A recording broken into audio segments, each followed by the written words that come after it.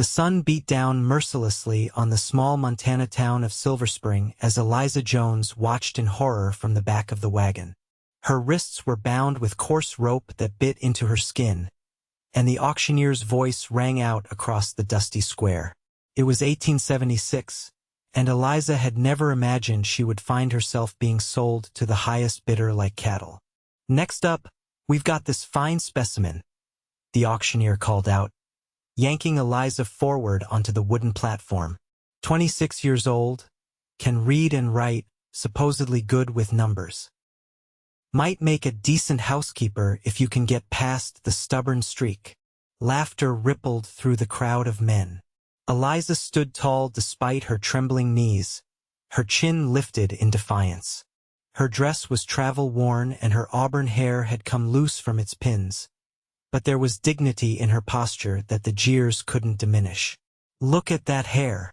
Red as fire and probably twice as dangerous," someone called out, eliciting more laughter. "Start the bidding at $5, the auctioneer announced, sounding bored. "She ain't much to look at, but she's got all her teeth and strong arms for work." A silence fell over the crowd. Eliza felt her face burning with humiliation. Had she truly escaped one nightmare only to find herself in another? After her father's death, the bank had seized their farm back east, and the promise of work as a teacher in Montana Territory had turned out to be nothing but a cruel trick. $2, someone finally called out, followed by more laughter. $3, and that's being generous, another voice added. Tears threatened at the corners of Eliza's eyes, but she refused to let them fall. She stared straight ahead at the distant mountains, pretending she was anywhere but here. $4, called a man in the front, whose belly strained against his vest buttons. The auctioneer looked disappointed. $4? Is that all? Going once. She's priceless. A deep voice cut through the crowd. She's already mine. The crowd parted as a tall figure strode forward. Eliza's gaze fell upon a man unlike any she had seen before. Dust coated his worn leather boots, and a weathered Stetson cast a shadow over piercing blue eyes. His jaw was set with determination, and though his clothes were simple, a faded blue shirt and denim pants, there was an undeniable authority in his stance. "Anderson Johnson," the auctioneer acknowledged with a nod. "What business do you have here?" "I said she's already mine," Anderson repeated, his voice steady and cold as steel. "I have papers proving it." The crowd murmured in confusion as Anderson approached the platform, producing documents from inside his vest. Eliza watched in bewilderment as the auctioneer's face paled while examining the papers. "Seems there's been a misunderstanding," the auctioneer stammered. "This woman is indeed spoken for."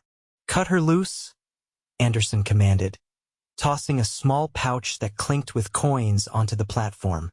The auctioneer quickly complied, and Eliza felt the ropes fall away from her wrists. She rubbed the raw skin, eyeing Anderson suspiciously. Was she being rescued, or merely transferred from one form of captivity to another? "Come along, Miss Jones," Anderson said, offering his hand. "Our wagon is waiting." Having little choice, Eliza placed her hand in his, stepping down from the platform. The crowd dispersed, clearly disappointed at the interruption of their entertainment. "I don't understand," Eliza whispered as he led her away from the auction block. "I don't know you. How do you know my name? What papers did you show him?" Anderson guided her toward a wagon at the edge of town before answering. "The papers were blank," he admitted quietly, "but the money was real enough to make him look the other way." "Why would you do that?" Eliza demanded, stopping in her tracks. "What do you want from me?" His expression softened slightly. "Nothing improper, Miss Jones. I saw an injustice and acted on it. I'm offering you sanctuary at my ranch. Nothing more. You'll have your own quarters and honest work if you want it. And if I refuse, then I'll give you enough money to get wherever you're trying to go." he replied simply. But Montana Territory isn't kind to women traveling alone. At least consider my offer of employment before deciding. Eliza studied his face for deceit but found none. Still, experience had taught her caution. What kind of work? My housekeeper left last month to marry. The place is falling into disarray, he explained. I can pay fair wages, provide room and board. Eliza weighed her options. She had no money, no friends in this territory, and nowhere to go. I accept your offer of employment, Mr. Johnson. For now. The ghost of a smile touched his lips. For now, he agreed, helping her into the wagon. As they left Silver Spring behind, Eliza couldn't help wondering what fate awaited her at the ranch of the mysterious man beside her. The vast Montana landscape spread before them, beautiful and dangerous in equal measure, much like her future. The journey to Anderson's ranch took nearly 3 hours, during which Eliza learned little about her rescuer. He answered her questions with minimal information. He'd been in Montana Territory for 6 years, his ranch was modest but growing, and he lived there with only his foreman, an older man named Thomas, and a young ranch hand called Danny. When they crested a hill, Eliza saw the ranch spread out below them, a sturdy 2-story house with a wide porch, several outbuildings, and fenced pastures where cattle grazed. It wasn't grand, but it was well maintained and welcoming in a way that eased some of her apprehension. It's not what you're used to back east, Anderson said, misinterpreting her silence. It's lovely, Eliza replied truthfully. How did you know I'm from back east? He glanced at her, a hint of amusement in his eyes. Your accent, and your hands haven't seen the kind of work Western women are accustomed to. Eliza looked down at her hands, remembering how her father had insisted she keep them nice for playing piano. Before she could respond, they arrived at the house, where an older man with a silver mustache emerged from the barn. Thomas, this is Miss Eliza Jones, Anderson called out. She'll be taking over as housekeeper. Thomas nodded politely. Madam, good to have you here. Anderson helped Eliza down from the wagon. Thomas will show you around while I tend to the horses. Your quarters are at the back of the house, small but private. As Anderson led the horses away, Thomas guided Eliza toward the house. Don't mind the boss's quiet manner, Miss Jones. He's a good man, just not one for many words. How long have you worked for Mr. Johnson? Eliza asked. Since he bought this place. I was working for the previous owner who ran it into the ground. Mr. Johnson saved it and offered to keep me on despite my age. Thomas opened the door to the house. He has a habit of taking in strays, if you don't mind my saying so. Eliza bristled. I'm not a stray. Thomas's eyes crinkled with kindness. We all are out here in some way, Miss Jones. No offense meant. The interior of the house was surprisingly tidy for a bachelor's residence, though it lacked feminine touches. The furniture was functional rather than decorative, and the walls were bare except for a single landscape painting in the sitting room. Her quarters, as promised, were small but comfortable, a narrow bed with clean linens, a chest of drawers, a washstand, and a window that overlooked a kitchen garden. It was more privacy than she'd expected, and infinitely better than whatever fate might have awaited her had Anderson not intervened at the auction. That evening, Eliza prepared a simple meal from the supplies in the kitchen. Anderson and Thomas ate quietly, answering her occasional questions about the ranch routines. When the young ranch hand, Danny, arrived for his meal, he brought a burst of energy into the room with endless stories and questions for Eliza that the older men seemed to tolerate with patient amusement. After dinner, Anderson surprised her by helping clear the table. You must be tired, he said. Get some rest. Tomorrow I'll show you around properly. Thank you, Eliza said softly. For today. For everything. He nodded once, those piercing blue eyes meeting hers briefly before he turned away. "Good night, Miss Jones." In the privacy of her room, Eliza sat on the edge of her bed and allowed herself to feel the full weight of the day's events. Tears came at last, a release of fear and relief mingled together. Whatever tomorrow might bring, tonight she was safe, and that was more than she could have hoped for this morning. The following weeks established a routine. Eliza rose early to prepare breakfast, then spent her days cleaning, mending, and cooking. Anderson was often absent, tending to ranch business, but when present, he was unfailingly polite, if reserved. Gradually, Eliza found herself watching for his return each day, curious about this man who had saved her yet asked for so little in return. One afternoon, while hanging laundry, Eliza noticed Anderson in the corral with a young horse, moving with surprising gentleness for such a large man. The horse was skittish, but Anderson spoke to it in low tones, never raising his voice or making sudden movements. "He has a way with the wild ones," Thomas commented, appearing beside her. "Been watching him tame that colt for weeks." "He's patient," Eliza observed. "Had to be. When he came here, this place was as untamed as that horse. Nothing but hard work and patience made it what it is today." Eliza's curiosity grew. "Where was he before Montana?" Thomas shrugged. "Not my story to tell, Miss Jones, but I reckon if you asked him yourself, he might answer." That evening, when Anderson returned from checking fence lines, Eliza had dinner waiting. She'd taken extra care with the meal, using herbs from the garden to season the rabbit stew. A loaf of fresh bread sat on the table, its aroma filling the kitchen. "This smells wonderful," Anderson said, washing his hands at the pump outside before entering. His genuine appreciation warmed her more than it should have. As they ate, Eliza gathered her courage.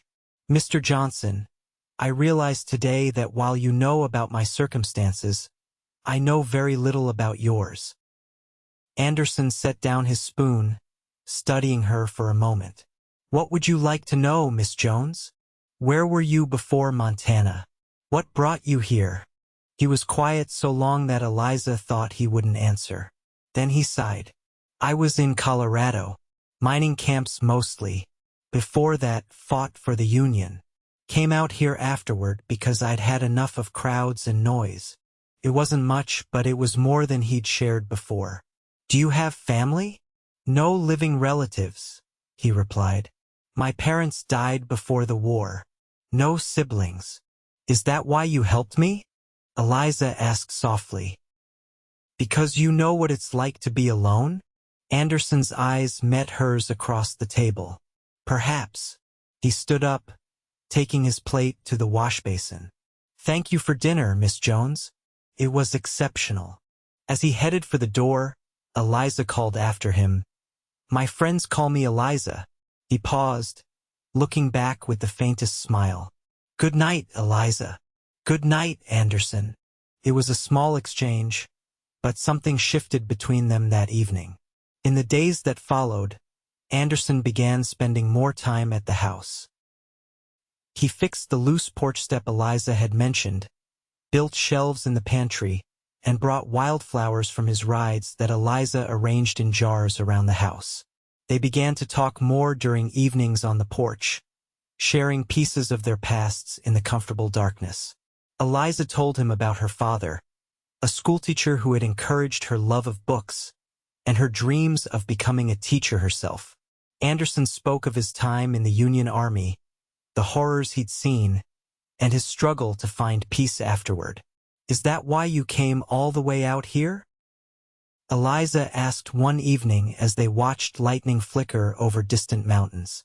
"Partly," Anderson admitted.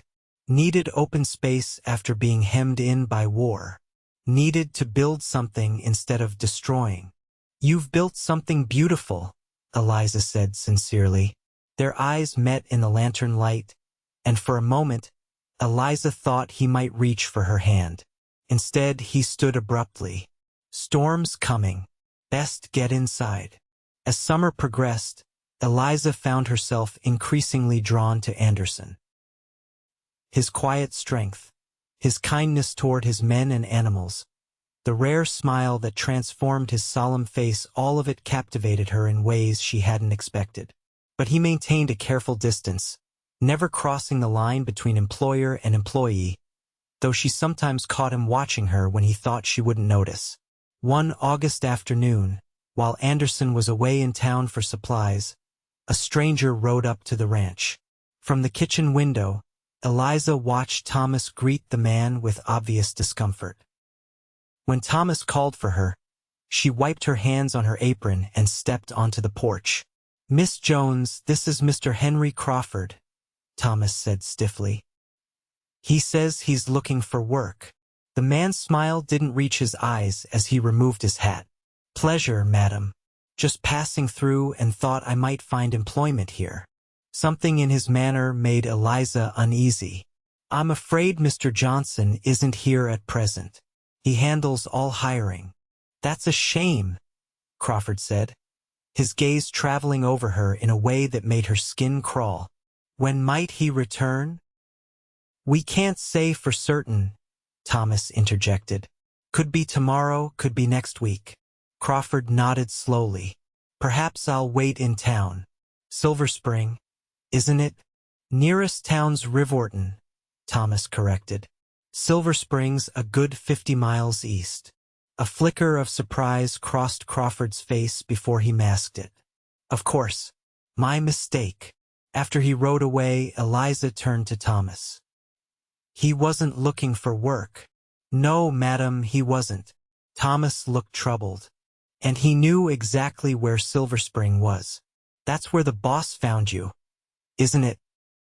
Eliza nodded, a chill running through her despite the summer heat. "We should tell Anderson when he returns." That evening, when Anderson returned, his reaction to the news about Crawford was immediate and alarming. His face hardened, and he checked his rifle before instructing Thomas to take the first watch. "Who is he?" Eliza demanded. "Why are you so concerned?" Anderson paced the sitting room. "Henry Crawford works for a man named Victor Blackwell. He deals in labor contracts, some legal, most not." "Labor contracts?" Eliza repeated, confusion giving way to horrified understanding. "You mean slavery, the auction in Silver Spring. Not officially slavery, that would be illegal, but the contracts might as well be. People end up working years to pay off debts they never agreed to." Anderson stopped pacing, his expression grim. "Blackwell must have tracked you here. But why? I'm just one woman. Surely I'm not worth the trouble." "It's not about you specifically," Anderson explained. "It's about control. If people think they can escape his operation, others might try. He can't allow that." Fear coiled in Eliza's stomach. "What do we do?" "You'll stay here, where it's safe. I'll ride to the marshal in Rivorton tomorrow." Anderson's tone left no room for argument. That night, Eliza couldn't sleep. The thought of bringing danger to this place, to these people who had shown her nothing but kindness, was unbearable. When she heard Anderson relieving Thomas for the second watch, she slipped from her room to find him on the porch, rifle across his knees. "You should be sleeping," he said without turning. "So should you," Eliza countered, wrapping her shawl tighter around her shoulders as she sat beside him. "I'm sorry for bringing this trouble to your door." Anderson shook his head. "You didn't bring anything. Blackwell and his kind create their own trouble." They sat in silence for a while, the night sounds of the ranch surrounding them. "How did you know?" Eliza finally asked. "That day in Silver Spring. How did you know I needed help?" Anderson was quiet for so long that Eliza thought he might not answer. "I recognized what was happening," he finally said. "I've seen Blackwell's operations before. Tried to stop one in Colorado years ago. Failed." His voice dropped. "A woman died because I wasn't quick enough." Eliza's heart ached at the pain in his voice. That wasn't your fault. Maybe not. But I swore I'd never stand by again if I could help.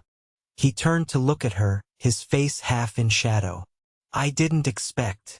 Expect what? Eliza whispered.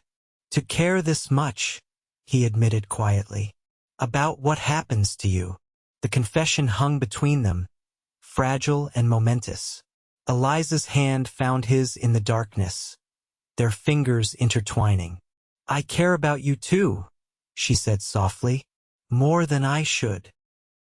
Anderson's free hand came up to brush her cheek, and Eliza leaned into his touch. When he bent his head to kiss her, it felt like coming home after a long journey. His lips were gentle against hers, asking rather than demanding, and Eliza answered with all the feelings she'd kept guarded. When they finally parted, Anderson rested his forehead against hers. I'll keep you safe, he promised. Whatever it takes. Dawn found them still on the porch, Eliza's head resting on Anderson's shoulder as they watched the sun rise over the mountains. Despite the danger hanging over them, Eliza felt a sense of peace she hadn't known in years. Whatever came next, they would face it together. Anderson left for Rivorton after breakfast, promising to return by nightfall with the marshal. Thomas and Danny kept watch while Eliza tried to occupy herself with household tasks, but anxiety made concentration difficult. By mid-afternoon, dark clouds gathered on the horizon, promising a summer storm. When the sound of approaching horses reached the ranch, Eliza's heart leapt, thinking Anderson had returned early. But Thomas's urgent call shattered that hope. Miss Jones, get inside and bar the door. From the window, Eliza saw 4 riders approaching Crawford among them. Thomas and Danny positioned themselves on the porch, rifles ready. We're just here for the woman, Crawford called out as they halted at a distance. No need for anyone to get hurt. Mr. Johnson isn't here, Thomas replied steadily. But he left clear instructions that Miss Jones is under his protection. I suggest you gentlemen move along. Crawford laughed. 2 old men against 4 of us? I like those odds. The tension stretched like a wire about to snap. Then thunder rumbled overhead, and the sky opened up, rain falling in sheets. Using the distraction, Crawford and his men charged forward. Gunfire erupted, and Eliza screamed as Thomas fell. Danny managed to hit one of the attackers before taking cover behind a water barrel. Eliza grabbed the shotgun Anderson kept in the kitchen and positioned herself by the door, heart pounding. When Crawford kicked in the door, she fired without hesitation. The blast caught him in the shoulder, sending him staggering backward with a howl of pain. But the momentary advantage disappeared when another man tackled her from behind. He must have entered through the back door. Eliza fought wildly, scratching and kicking as he dragged her toward the door. You're more trouble than you're worth, he growled, twisting her arm painfully. Outside, the rain continued to pour as Eliza was hauled toward the horses.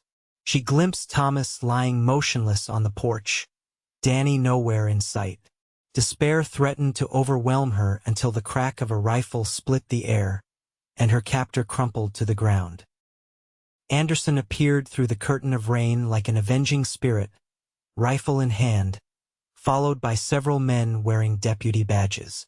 The remaining attackers found themselves surrounded and outnumbered. Drop your weapons, Anderson commanded, his voice deadly calm as he dismounted and moved toward Eliza. It's over, Crawford. In the chaos that followed, Eliza registered only fragments Anderson's arms around her, the deputies taking Crawford and his remaining man into custody, Thomas being carried into the house, alive but wounded, the storm gradually subsiding. Later, after the marshal's men had departed with the prisoners and Thomas was resting comfortably under Danny's watchful eye, Eliza found Anderson on the porch, staring out at the rain-washed landscape. The marshal says Blackwell's operation in Silver Spring has been shut down, he told her without turning. Crawford gave them enough information to ensure he'll be behind bars for years. Relief washed over Eliza. So it's truly over? It's over, Anderson confirmed, finally looking at her. His eyes were haunted. I almost lost you today. But you didn't, Eliza reminded him gently, taking his hand. You saved me. Again. Anderson pulled her into his arms, holding her as if afraid she might disappear. I love you, he whispered against her hair. I think I've loved you since that day in Silver Spring, standing defiant despite everything. Eliza drew back just enough to see his face. I love you too, not because you rescued me, but because of who you are, your kindness, your strength, your heart. When he kissed her this time, it wasn't gentle. It was fierce and desperate and full of promise. Eliza matched his intensity, pouring everything she felt into the embrace. Marry me, Anderson said when they finally parted, both breathing heavily. Not as your employer or protector, but as a man who wants to build a life with you, who wants to wake up beside you every morning and fall asleep with you every night. Yes, Eliza answered without hesitation. Yes, I'll marry you. They were married 2 weeks later in Rivorton, with Thomas, arm in a sling but recovering well, and Danny as witnesses. The ceremony was simple, but Eliza had never felt more beautiful than in the blue dress Anderson had ordered from the mercantile, with wildflowers in her hair. Mrs. Johnson, Anderson murmured as they rode back to the ranch together, his arms secure around her waist. How does it sound? Perfect, Eliza replied, leaning back against him, like it was always meant to be mine. As autumn painted the Montana landscape in gold and crimson, the Johnson Ranch flourished. Eliza started a small school for the children of neighboring ranchers, fulfilling her dream of teaching while making their home the heart of the community. Anderson expanded the cattle operation, his confidence growing as the shadows of his past receded in the light of their shared happiness. On crisp evenings, they still sat together on the porch, watching the stars emerge above the mountains. Sometimes they talked of the future children they hoped for, dreams they shared. Other times they simply enjoyed the comfortable silence that comes with true belonging. One such evening, as the first snow of winter dusted the distant peaks, Anderson took Eliza's hand. Do you ever think about that day in Silver Spring? He asked. How differently things might have turned out. Eliza considered the question. Sometimes. But then I remember what you said that day, that I was priceless. She smiled up at him. You couldn't have known then how right you were. I knew, Anderson said softly, pulling her close as twilight deepened around them. From the moment I saw you, I knew exactly what I'd found. In the years that followed, the story of how Anderson and Eliza Johnson found each other became something of a legend in that corner of Montana territory, how a woman laughed at on an auction stand and a lonely rancher found in each other not just love, but redemption. Their ranch prospered, their family grew with the addition of twin daughters and later a son, and their home remained a sanctuary for those in need. And sometimes, when visitors asked how they met, Anderson would simply smile and say, I recognized something priceless when others couldn't see it. And Eliza, her hand in his, would add, and I found a home where I least expected it. In a territory as vast and untamed as the human heart, they had each found the rarest treasure of all, a love that had saved them both.